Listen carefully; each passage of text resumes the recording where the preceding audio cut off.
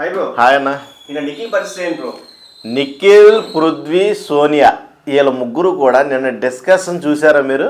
Mid night ముచ్చట్లు పెట్టారు. ఈ మిడ్ నైట్లో వాళ్ళిద్దరు అంటున్నారు, వాళ్ళ ముగ్గురు అనుకుంటున్నారు, అరే మన ముగ్గురిని సపరేట్ చేశారా, మన ముగ్గురు ఎవరితో డిస్కస్ చేయకూడదురా అంటే ఈడు పృథ్వీ గడు అంటాడు నీకు ఇప్పుడు అర్థమైందా అన్నాడు.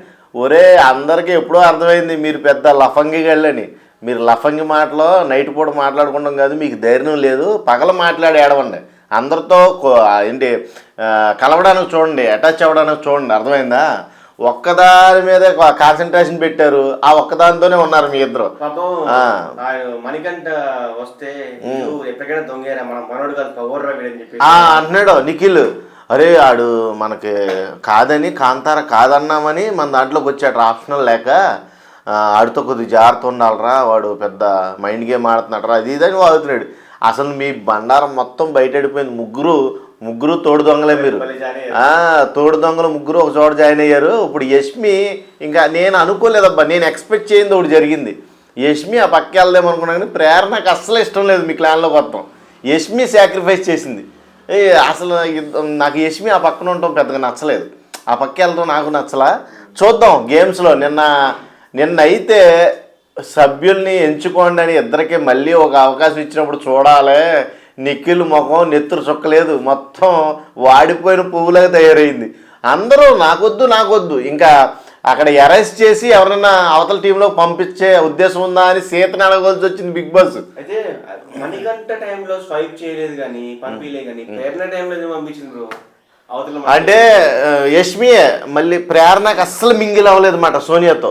సోనియా అంటే అస్సలు పడదు. సోనియా అన్న, పృథ్వీ అన్న, నిఖిల్ అన్న, ప్రేరణకు అస్సలు ఇరిటేషన్ అన్నమాట. ఆల్రెడీ చాలాసార్లు డిస్కస్ చేసుకున్నారు వీళ్ళ హౌస్లో. కాబట్టే ఈ ప్రేరణకి సాక్రిఫైస్ చేసింది యష్మి.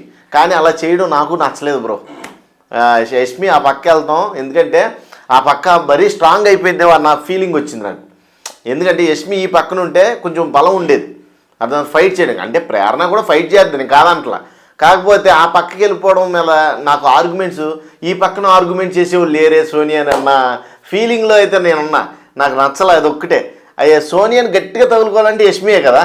యష్మి ఈ పక్కన ఉందనుకో గట్టిగా వేసుకునేది, పెద్ద పెద్ద మహారాణి అనేది. అలాంటి వర్డ్స్ అన్నీ మిస్ అయిపోతాం. ఎందుకంటే ఇప్పుడు ఆ టీం తరఫున సపోర్ట్ చేయాలి తప్పదు. నీ ఇంకో భారీ బిగ్గెస్ట్ ట్విస్ట్ ఏంటో తెలుసా? 12 మెంబర్స్ వైల్డ్ కార్డ్.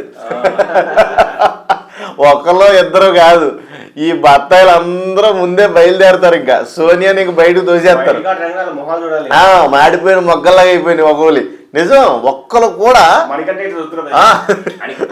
లేదు. మణికంఠ గడికి ఆడికి మీద ఆడికి ఓవర్ కాన్ఫిడెన్స్, అర్థమైందా? ఓవర్ కాన్ఫిడెన్స్ అని చూసావా? ఆటలో కూడా ఎవరినన్నా ఒకరిని తప్పించాలి, మీరు ఓడిపోయిన ఎందుకంటే మణికంఠ తీసేస్తారు అన్నాడు నబీలు. అలాగే మణికంఠ తీశారు. సోనియా ఏం ఆడుతుంది అబ్బా?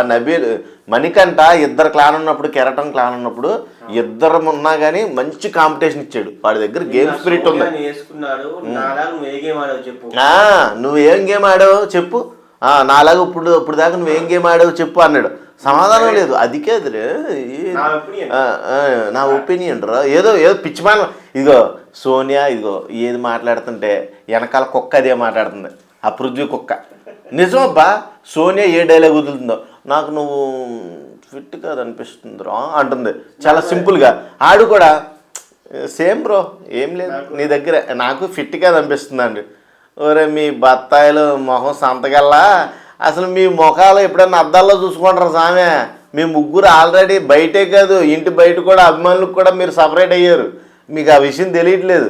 నిఖిల్ నువ్వు ఇంకా నీకు పడతా చూడు, నీకు గట్టిగా ఉంటుంది ఈ గాడి నుంచి బూస్ట్, మామూలుగా ఉండదు. వీళ్ళని వదిలేలాగా లేవులే నువ్వు, చీకట్లో సడేమి అలాగా వీళ్ళిద్దరితోనే ఉంటావు నువ్వు చివరిదాకా. చూద్దాం చివరిదాకా మీరు ఉండరు. నాకు తెలిసినంత వరకు వైల్డ్ కార్డులో మిమ్మల్ని ఒక్కొక్కడిని తోసేస్తారు. వైల్డ్ కార్డులు ఇలా వస్తూ ఉంటాయి, మీరు ఇలా పోతా ఉంటారు.